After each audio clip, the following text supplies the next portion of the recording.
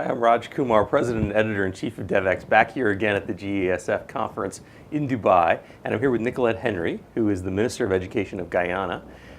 Thanks for joining us.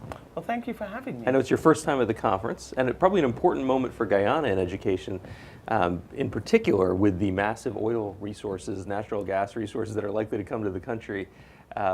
How are you planning ahead for that? What is that going to mean for your education system going forward?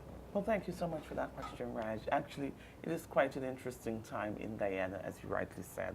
And in terms of planning, in terms of the education sector, we're running on two tracks, parallel tracks. We are strengthening our local education programs to implement programs in oil and gas that we did not have prior to this fine. In the hopes that you'll be able to train workers to work in that industry. Not only at the ground level, but also people with highly skilled competency. And so the University of Guyana and the technical and vocational institutions are ramping up their training to ensure that they have new programs, and in existing programs, they have new courses. In addition to that, we're also supporting our young people with training opportunities outside of Guyana at existing institutions that would have a good track record in training for oil and gas. So as I indicated, we're running on parallel tracks, and we're trying to really, ensure that we have a robust enough human resource element to take care of the resources that we need to harness in country. Right, and it's not just the oil and gas industry itself, because really this could be transformative for the whole economy. But certainly, there's a lot of spin-off, and it's a domino effect. Right. And so oil and gas will impact the other sectors. And so, tourism, how do you deal with an influx of persons into your country? And so the hospitality industry also will have to be strengthened. To that end, we're also looking at establishing an institute where we will train our hospitality workers. And so there are several areas that we're focusing on to ensure that we're ready to really harness the resource in perhaps the most impactful way. How do you assess the state of education, not just in Guyana, but in the Caribbean more broadly? What's the current circumstance, and what are the challenges? Well, first of all, let me just speak broadly, and then I'll drill down to Guyana. Sure. In terms of the Caribbean, it's only last year that I attended Brookings Institute in Washington, D.C., where I had a good perspective of how the Caribbean ranked in terms of education at a global level. And, I have to admit that we have not evolved as much as many of the other developed countries, particularly in the use of technology-enabled learning. And so there is a lot of leapfrogging that is needed from the perspective of the Caribbean. And as a country, Guyana is willing to and committed to stepping up. And so given that we have the political will at this point in time to develop our education sector, I'm interested in having ICT included in the curriculum.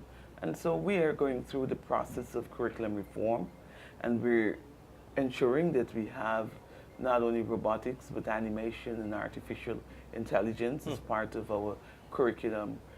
For instance, starting the next school year, which is from September, we will be implementing robotics at grade 4 in all primary schools in Guyana. Wow. What that will ensure is that every child that leaves the primary school in the next 2 years would be familiar with robotics. Because, we're preparing people for the various pathways in education, I think, to get to the whole global context.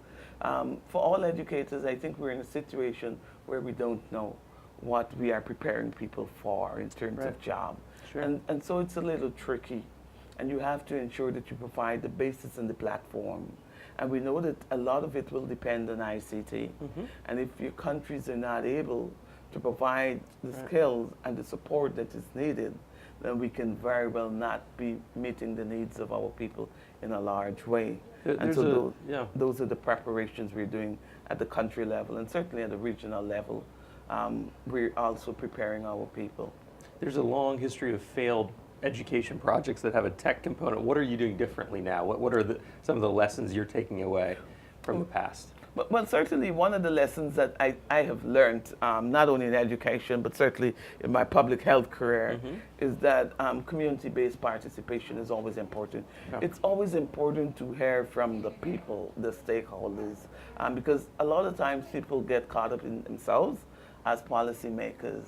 And so for me, what I've done as Minister of Education, I've engaged largely with stakeholders. A very important stakeholder for me is parents, because a lot of times they can make decisions that will either cause the system to work very well, or, you know, if it doesn't work out that way, it's not going to work very well. Sure. And so what we have done in country, we have started a movement, so to speak, where we are engaging parents in town hall meetings across the country to ensure that they understand what is happening in the sector, what is happening at the global and macro level, so that they can be able to better make contributions as to how we shape the education. Because for each country, it's going to be quite different, even though we're working towards, I believe, the same goals and outcomes. Sure. It is important that we understand the whole cultural context. Yeah, the in which local we context, sure. You might take the technology from elsewhere, Precisely. but you need to make sure it fits in your That system. it's relevant and it's tailor-made for that particular community and environment. You know, you come out of the public health world, which is Yes. interesting for an education minister. And one of the things that maybe you picked this up in your tenure as education minister, but people in the global education space are often enviously looking at the global public health space, saying, how has that sector advanced so much? It has more funding. It seems to have more capability in many ways at the global level. What's your read now, coming from that sector into the global education space? But if you work at the CDC for as many years as I did, probably 10 years there, you would recognize that public health has really taken off because of the strategic approach that they have taken to public health. And so we need to have that approach in education. And so a lot of times I look at education through my public health lens, and I see that there's so much of similarities. Right.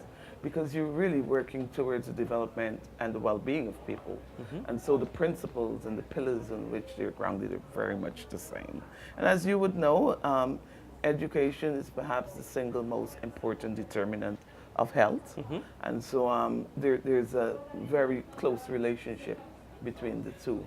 And so public health, as I said, we've taken very strategic approach over the years. You know, the way you approach a condition, the way you approach safety issues, the way you approach community engagement in education and getting people involved and buy into processes.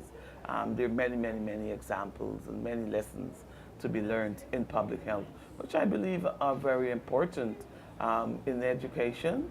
And certainly I have used that to inform a lot of my own function and role.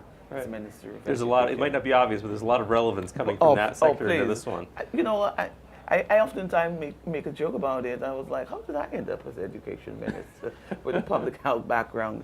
And then I thought that, you know, His Excellency who appointed me is much wiser than many other people are, and saw the similarity and the closeness and how well linked the two are. And so, yes. You know the Devex audience well from your public health days. I'm curious Yes. what message you would have for people watching this who are in the multilateral development banks or the international NGO community. Obviously, Guyana will have a lot more of its own resources to spend, but what are you looking for in terms of partnership from the broader global education and development sector? Well, what I'm looking for, first of all, I'm looking for technical assistance and support in terms of building capacity in my country to deal with several issues that have to be dealt with if you're ready to evolve an education system. Because we'll have to purchase some of the skill sets because we just don't have it in country at this point in time. And so that's one area that I'm certainly looking at. I'm also looking to get a sense of what would have worked. As in the case of Dubai, they've gone through a similar experience to Guyana in terms of, you know, the oil and gas and the whole development pathway. Yeah. What has worked well? What hasn't worked too? We need to know so that we don't necessarily make the errors that some places would have made, and also that we learn from the things that work very well, and we can benefit from the opportunities and the lessons of others. Yeah, I think that's an important message and really one reason why this conference exists. So thank you for taking some time to speak with us and in this busy day here at GESF, and I wish you well in your work in Guyana. Well, thank you so much for having me, and I certainly wish that this conference too will have its outcome that it's intended to have, and I look forward to my own implementation of some of the things that I have learned, and I've had an opportunity to re-engage as I go back home to my country to implement my programs. Thank you. Thank you.